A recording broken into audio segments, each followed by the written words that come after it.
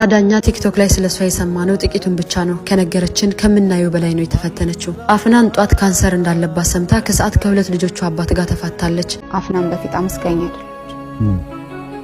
በፊት አታመሰግን አልহামዱሊላህ የሚለውን ቃል አትልም ነበር። ግን ጣዋት ካንሰር ሰማው ከሰዓት ተፋታው። ልጆችሽን እያየሁ ነው በፎቶ። ማን ናቸው? የመጀመሪያው ካሊድ፣ የሁለተኛው ሰልማንና ካሊድ። በጣም ደስ የሚል ስም ነው ያላቸው። 5 ዓመት በትዳር ቆየሽ? አዎ፣ በልጅነቴ ነው ያገባሁት።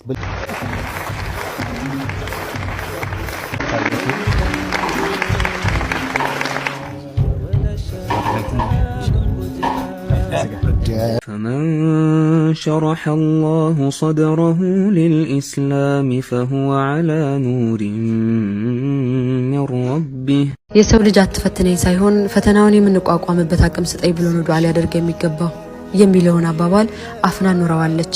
አፍናን በደንብ አድርጋ ብትፈተንም ከአላህ ጋር ሁሉንም ለማለፍ ታግላለች። ታዳኛ ቲክቶክ ላይ ስለሷ የሰማነው ጥቂቱን ብቻ ነው። ከነገረችን ከምናየው በላይ ነው የተፈተነችው። አፍናን ጧት ካንሰር እንዳለባት ሰምታ ከሰዓት ከሁለት ልጆቿ አባት ጋር ተፋታለች።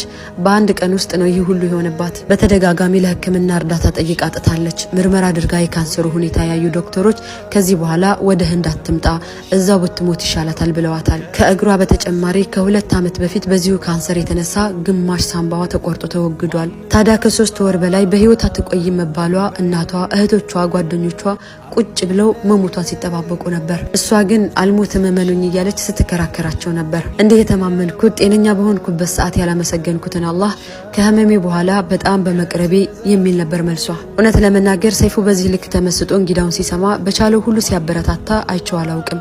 አፍናንን በተደጋጋሚ ሲያደንቃትና ሲያመሰግናት ነበር። ሆኖም ብዙ ካወሩ በኋላ እግሯ ከተቆረጠ በኋላ ስለተፈጠሩ ችግሮች ሰይፉ ጠየቃት። አሁንም እግሯ ያለ እንደሚመስላት በተደጋጋሚ ከእንቅልፏ እንደተነሳች ለመሄድ ሞክራ እንደወደቀች እንደተለመደው እየሳቀች አወራቸው። እንደሚታወቀው አፍናን ሁሌም ፈገግታ ፊቷ ላይ አይጠፋም። ታዲያ ለምን አርቲፊሻል እግር እንዳላስገጠመች ሲጠይቃት ዶክተር ደምሴ የሚባል በዚህ ስራ ላይ የተሰማራ ባለሙያ በነፃ ሊሰራላት ቃል እንደገባላት ተነግረዋለች። ሰይፉ እንደማያውቅ ከነገራት በኋላ አሁን ለኢድ በዓል ቢደርስልሽ ጥሩ ነበር ይላታል። እሷም እሱማ የማይቻል ነው ትለዋለች በደስታ። ሰይፉም ከካንሰር የፈወሰሽ አላህ እንዴት ይሄንን ማድረግ ያቅተዋል ካላት በኋላ አንድ ስም ጠርቶ ወደ መድረክ ይጋብዛል። ይሄኔ ዶክተር ደምሴ ይወጣል። ብቻውን ሳይሆን የአፍናን እግር ይዞ ነበር የመጣው። እንደተለመደው የአፍናን በለቅሶ የተገለጸ ደስታ፣ የሰይፉ ሳቅ የሁሉንም ስሜት ይጋባል። ሰይፉ ዶክተር ደምሴ ገና እግሯን ከለካት ጀምሮ እሷን ሰርፕራይዝ ለማድረግ እየተዋዩ እንደነበር ይነግራታል። ለጥንካሬዋ ካንሰርን ለማሸነፏ ለወራት የሚፈጅ አርቲፊሻል እግር ዶክተር ደምሴ በሳምንት ውስጥ ሰርቶ እንዳደረሰላት ይነግራታል። ኢድንም በተሰራላት እግር ልጆቿን ይዛ ሰግዳ እንድታሳልፍም ያበስሯታል። እውነት ለመናገር የሷን ስሜት ገብታችሁ ሰይፉ ሾው ላይ እዩትኝ። በዚሁ አጋጣሚ ሰይፉና ዶክተር ደምሴ እጅግ አድርገን እናመሰግናችኋለን። አፍናን የሁላችንም ስለሆነች፣ አፍናን ለኛ ተምሳሌት ነች። አፍናን ለኛ ጥንካሬያችን ነች። አፍናን የሁላችንም ነች። እኔ ብዙ ጊዜ እመኛለሁኝ አፍናን ጋር ያለ ጽናትና በጌታዋ ላይ ያላት እርግጠኝነትና የቂን ሁላችንም ጋር ቢኖር እኔም ጋር ቢኖር ብዬ አስባለሁኝና እውነት ለመናገር አፍናን አላህ ይጠብቅሽ። ወላሂ በጣም ጀግና ነሽ።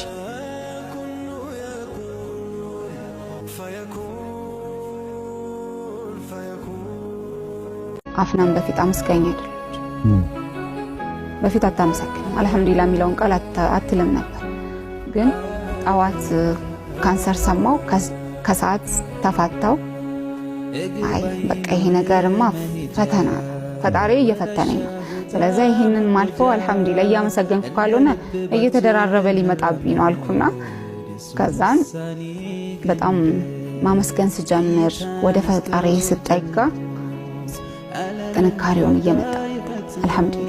ልጆችሽን እያየሁ ነው በፎቶ። ማን ናቸው? የመጀመሪያው ካሊድ፣ የሁለተኛው ሰልማንና ካሊድ። በጣም ደስ የሚል ስም ነው ያላቸው። 5 ዓመት በትዳር ቆየሽ? አዎ፣ በልጅነቴ ነው ያገባሁት። በልጅነትሽ ነው ያገባሽው?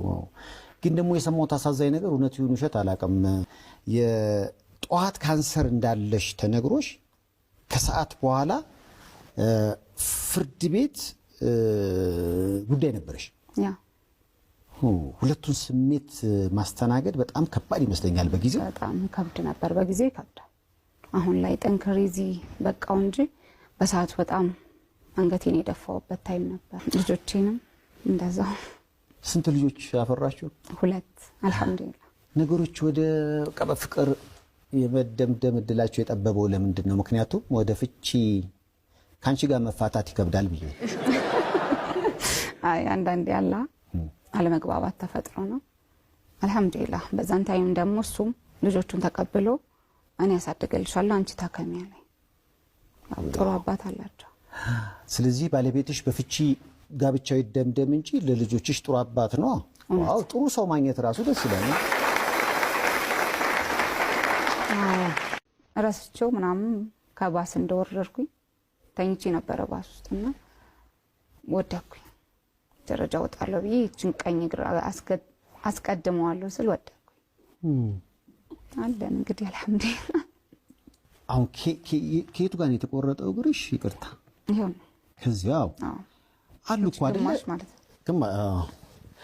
አሁን የእግርሽን በመቆረጡ ምክንያት እግርሽ የመቆረጡ ምክንያት እንግዲህ ከካንሰሩ ጋር በተገናኘ ነው እንደገባኝ።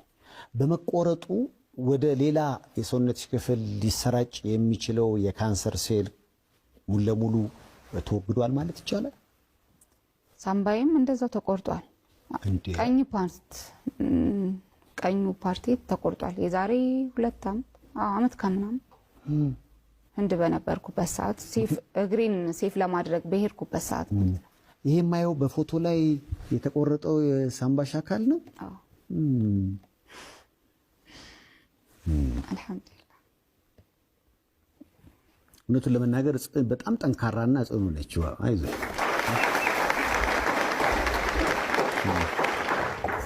በጣም ይከብዳል ግን አልহামዱሊላህ። አይዞሽ አጠንክሯት በአካባቢው እስኪ አበርቱ።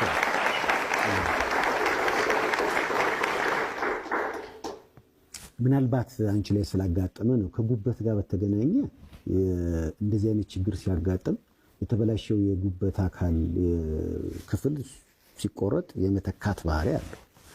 አሁን ከሰውነትሽ ላይ ተቆርጦ የተወገደውን ሳምባሽን እያየው ነበር። የሳምባም ተመሳሳይ ነው ከጉበት ጋር? አዎ ይተካል። አሁን ላይ ተክቷል። ይሄ ደግሞ ያስደስታል በጣም ደስ ይላል በጣም አልহামዱሊላህ። ስለዚህ አሁን እግርሽ መቆረጡ ለመዳንሽ የተወሰነ እርምጃ ነው ማለት ነው፣ መወሰን ነበረበት። አዎ አልহামዱሊላህ።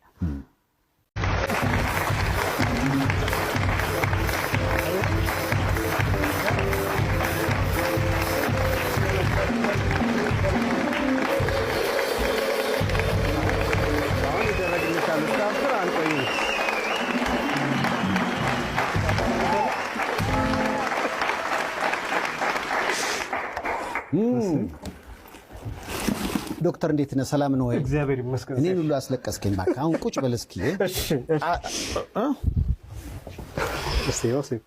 ዋው የሚያምር እግር!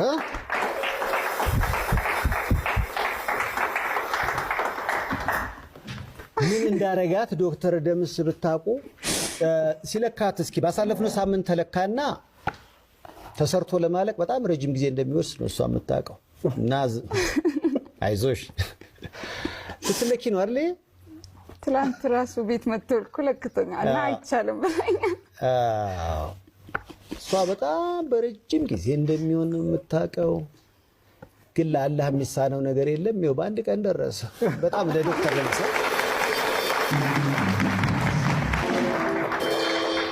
ዋው ቅልብን ያለ ካሁን በፊትም ብዙ ያረካቸውን ነገሮች ያውቃለሁና ለሷም እንዴት ትጎዳለች እኛ እያለን ብለህ ይሄን የመሰለ እግር ደግሞ ብቻውን መሰላችሁ ከአዲስ ጫማ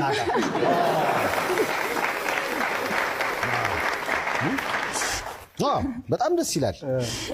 ባጭር ጊዜ መቼም አይደርስም። አዎ አላህ ይስጥ። ሌላ ምንም ባይባል ብዙ ጊዜ ተወድቅ ነበረ። የሚያጋጥማትን ነገር ስነግረኝ የመጣችበት የውጣ ውረድ በጣም ብዙ ነውና የሰው ልጅ መቼም እሷ ላይ ብቻ ያጋጠመ መከራ አይደለም። መቼም በዚህ ምድር ላይ መቼም አዲስ መከራ እኮ የለም። የሆነ ሰው ላይ እኮ አጋጥሟል። ግን አንዳንዴ ምን እንላለን? ምን ነው በእኔ ላይ እንላለን እንጂ መከራ በራስ ላይ ብቻ ወይም ደግሞ በዛ ሰውዬ ላይ ብቻ የሚያጋጥም አይደለም። የሆነ ቦታ የሆነ ሀገር በብዙ መከራ ውስጥ ሰው ብዙ መከራ ያያልፋልና ይሄን ነገር ካጋጠማት እንዴት ቢያንስ እግሯን አታ እንዴት ትወድቃለች የሚለው ነገር